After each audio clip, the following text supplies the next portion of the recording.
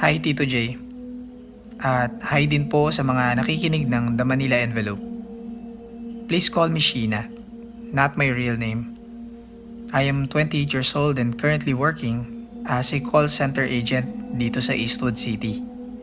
Medyo matagal nang nangyari tong isi-share kong kwento sa inyo. It was around 2015 nung mangyari to. Kasi simula ko pa lang sa trabaho niyan. Kung hindi ako nagkakamali, 3 months pa lang ako noon sa first company ko as customer service representative. Day shift ako that time.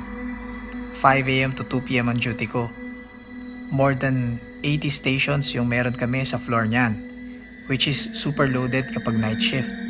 Pero kapag day shift, nasa 20 to 30 agents lang ang nag-handle ng calls. Kaya malaya kaming pumwesto kung saan namin gusto. Madilim ang floor kapag day shift usually, kaya medyo relaxing. Since may pagka-introvert ako, doon ako umuupo sa station na malapit sa water dispenser at sa restroom. Ako lang mag-isa doon sa area. That time, I put my customer on hold kasi sobrang ihing-ihi na ako. Nagmadali ako magpunta sa restroom kasi 2 minutes lang yung sinabi ko sa caller. After ko umihi, syempre nagugas na ako ng kamay sa sink. Mag-isa lang ako nun sa restroom.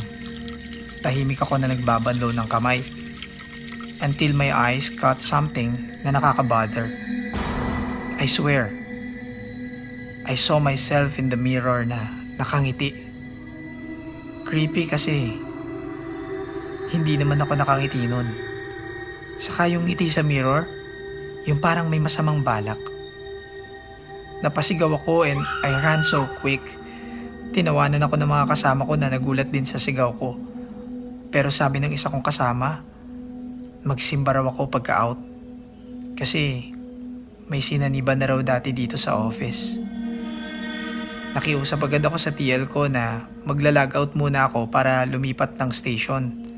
Mula nun, ayaw ko na talagang na-assign sa day shift.